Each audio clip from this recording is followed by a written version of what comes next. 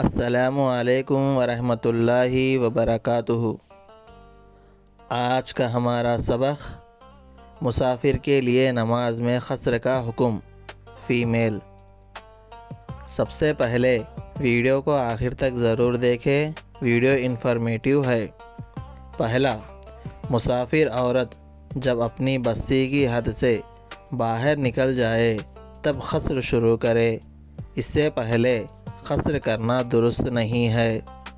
دوسرا، مسافر عورت جب تک کسی جگہ 15 دن ٹھہرنے کی نیت نہیں کرے گی اس وقت تک قصر کرتے رہے گی، اور جب کسی جگہ 15 دن ٹھہرنے کی نیت کر لے تو اس وقت پوری نماز پڑھے گی۔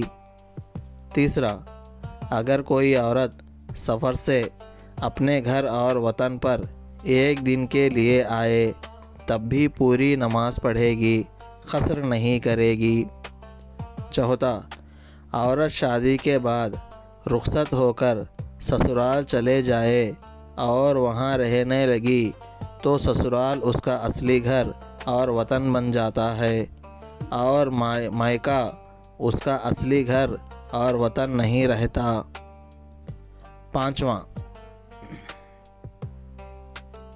اگر کوئی عورت اپنے شوہر کے ساتھ سفر کر رہی ہو تو وہ شوہر کے تابع ہے۔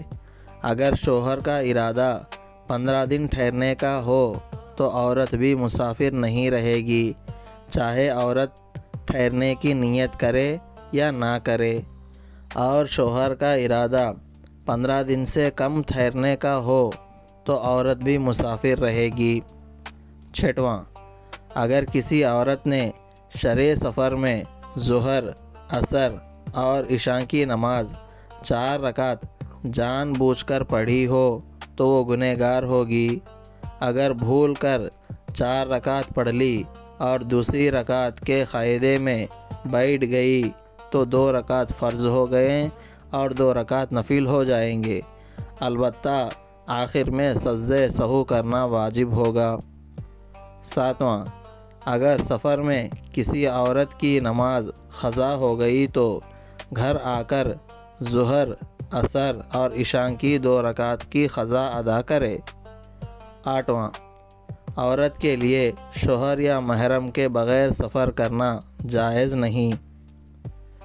ویڈیو کو لائک کرے اور ایسے ہی اسلامک کنٹینٹ دیکھنے کے لیے سبسکرائب کرے اور شیئر کرے۔